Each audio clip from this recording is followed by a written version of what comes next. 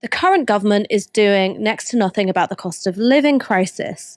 Millions of people are expected to be plunged into fuel poverty in October. That's if they're not in it already. Not to mention the rise in food poverty as inflation impacts stagnant wages. And it's not just the current government. The two contenders for our next Prime Minister have both been stingy about the kind of support they intend to provide. And Labour's big idea is taking the 5% VAT off of energy bills when they've gone up by over 50% since the start of this year already. A poll conducted by Public First shows that more than half of Britons think that the government could do more to help with the cost of living crisis, but are choosing not to. That's more than half of the population who feel completely abandoned by the political classes. So, who can people turn to for help in the face of a government that's paralysed by internal distractions and an opposition that seems pretty much to have checked out? The answer, as always, is people with a history of taking care of ordinary working people, trade unionists, and the odd properly left-wing politician. People are fed up with the way they're treated at work. We need to turn that mood into real organisation on behalf of the working class. Enough is enough. There's always another crisis, and it's always workers who pay the price. We've suffered the biggest pay squeeze in history, and workers become all about working harder and faster for less. And now they want you to pay for it all again. Well, it's time somebody else paid the price. Things can't go on like this. Record profits for big business, record number of billionaires, record wealth for the top 10%. But life is getting harder for everyone else. You always make the sacrifices, yet they always reap the rewards. None of this is inevitable. It's a political choice, your need or their greed. So it's time everyone in this country who's got a rotten landlord, who's got a low wage, who's got in-work benefits, who's going to a food bank, who can't get a doctor's appointment, who can't get housing. It's about time we all stood up together and said, enough is enough. This cost of living crisis affects us all. This is not just about rail workers or cleaners. Posties, engineers or call centre workers. Or nurses, or teachers, or firefighters. It's about you and every workplace and every community across this country. It's time for a campaign that draws the line. It's time to say, enough is enough. Fair pay, affordable bills, enough to eat and a decent place to live. These things are not luxuries. They're your rights. This is a campaign to bring people together. For a real pay rise, to slash energy bills, to end food poverty and for decent homes for all, and to finally tax the rich and big business. If you agree, share this video, spread the word. And sign up today at wesayenough.co.uk. We can't be divided. We need everybody campaigning for a better deal. We will be organising rallies, we will be forming community groups, and we will be on picket lines. We're going to be standing up for ourselves. We're going to fight. We're not all in this together, we never have been. The people that are in this together are working class people who've been mugged for far too long. It's time to say enough is enough. Enough is enough. Enough is enough. enough is enough. Enough is enough. It's time to channel anger into action. Enough is Enough will be campaigning on 5 core demands.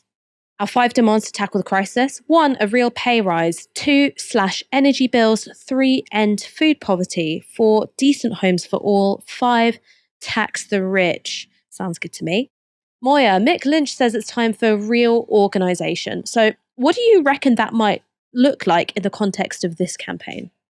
Well, I imagine it would follow the same sort of organisational structures that are present in the more militant, and I don't mean that as an insult, by the way, for those who are not aware of the use of the word militant in connection with unions, more militant unions like RMT and CW. What's interesting is if you look at the Enough is Enough website, it's supported not by RMT directly, but by the CWU, the Communication Workers Union, and ACORN, and a couple of campaigns like food bank campaigns. And Ian Byrne MP is individually named, which is really funny.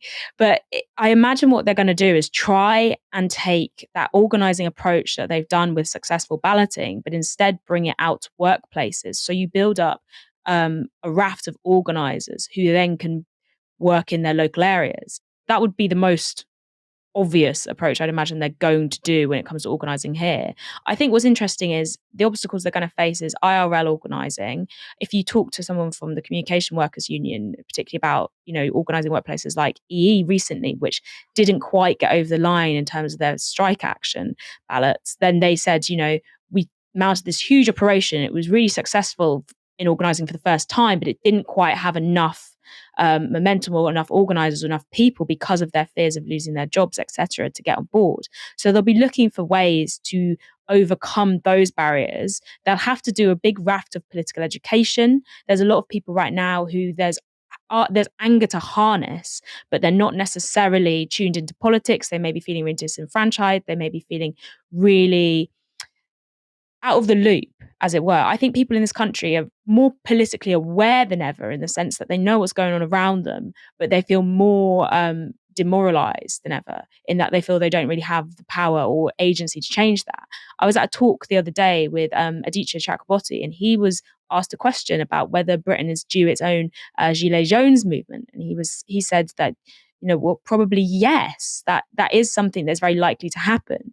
I know that the feeling is out there that can be tapped into. The issue is whether this campaign is going to have the reach, and I hope it does, but whether it will have the reach to get there first before more malign forces do. Because what we've seen in the past, for example, during the COVID-19 pandemic, is loads and loads of people turned out on like anti-lockdown protests, where you saw people, and it turned into basically an anti-government protest. When I went down to have a look at some of these things, and I've said this before, but I've never seen such a cross-section of different demographics in one place, which was really, really upsetting, to be honest, because it showed that people are there and ready to be mobilized, but they are being harnessed by forces that are usually organized by the far right. Whatever your position on lockdown, etc., a lot of those protests, if you went behind the scenes, you could see that their organizers were often far right and linked to other deeper conspiracy theory things like, anti-5G, the aliens are stealing our children, etc., etc. There was lots of also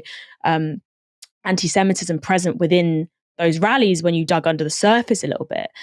So what I'm worried about is that the amazing campaigns that are going on right now will not be able to reach people who are perhaps offline or in different circles, because something we've seen quite a lot is that, you have your bubbles, you have your social media bubbles, you have your digital bubbles. So if this campaign can get offline and it can establish those routes early on, it's got a really good chance. The same thing with the Don't Pay.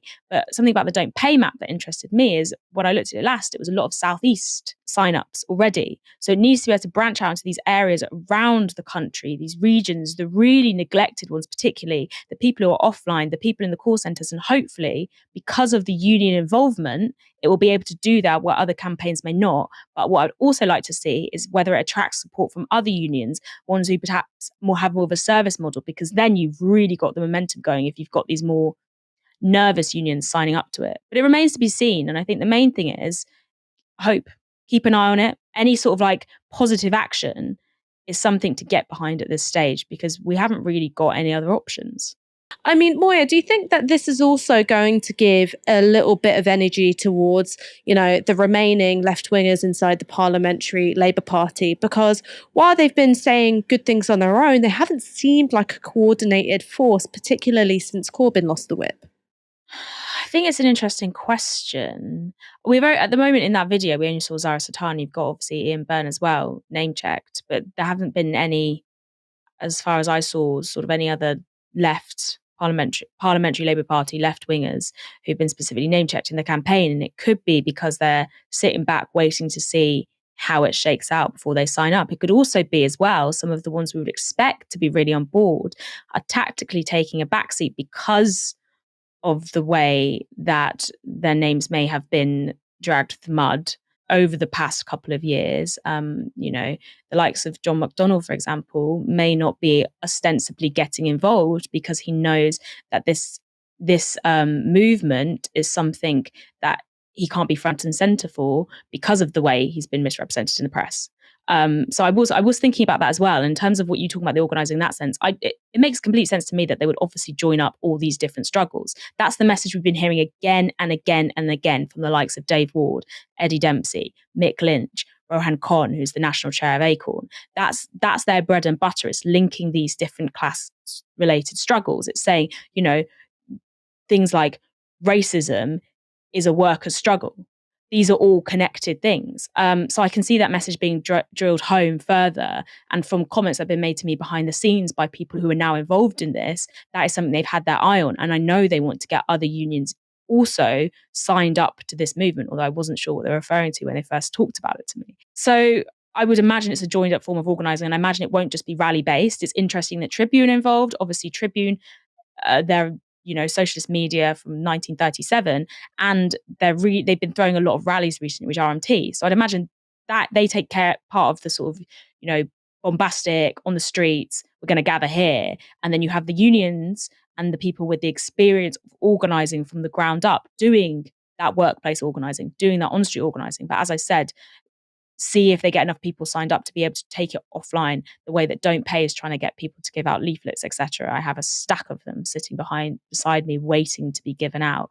But in terms of the Parliamentary Labour Party, I really don't know. And it's also hard to say because this feels like an alternative. I almost don't want to think of the Parliamentary Labour Party as being uniquely connected to this. Like I see Zarah in it, Zarah Sultana. I'm like, great, Zarah Sultana. But I see her almost as away from the Parliamentary Labour Party's ethos at this point because of the leadership, because of what the ideologies that they are promoting in the mainstream. And they've made it very clear, the leadership at least, that they don't want to be involved with campaigns like this. And I think what this campaign is going to try and do is show that the appetite is there and then offer them the chance to get involved.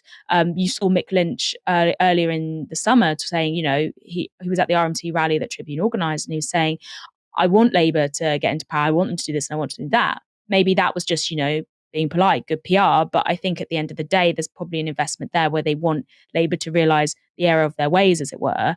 Whether they'll do that remains to be seen. But if they see there's mass support for this sort of campaign and it's electable, the key word for the current Parliamentary Labour Party leadership, then yeah, they probably will try and get on board. But I just can't trust them as far as I can throw them. But in a strategic way, then maybe enough is enough want to ally with them. But they're trying to put proof in the pudding first before they take it to them and say, here, have a slice. That was a very long metaphor. Don't Pay's got one target, which is the energy companies. And then Enough is Enough is trying to tap into the politicisation, which is being driven by the cost of living crisis and also being driven by this sort of uptick in industrial action, and thinking about how does that become a more generalised political project with these 5 demands. So I'm going to be really interested in seeing how this plays out. And of course, we'll cover it here on Novara Media. We've got a couple of comments here. One from Nick Gussett with £5. Thank you very much. They're literally doing what the Labour Party should be doing. I mean, I think in terms of having 5 really simple demands, hammering them, making sure that they're redistributive, making sure that the burden of tax falls on the rich and public services are protected and pay goes up. That's, of course, what the Labour Party should be doing, but aren't for some reason known only to themselves and a few select focus groups. And JR with a £5 on the YouTube Super Chat says, Labour is missing in action during the political circus. I mean, look, I think worse still, Labour are the performing monkeys at the political circus. Every time there's an opportunity for them to put some clear water between themselves and the Conservatives and the cost of living crisis, instead what they choose to do is get a big garden fork and stab themselves in the foot.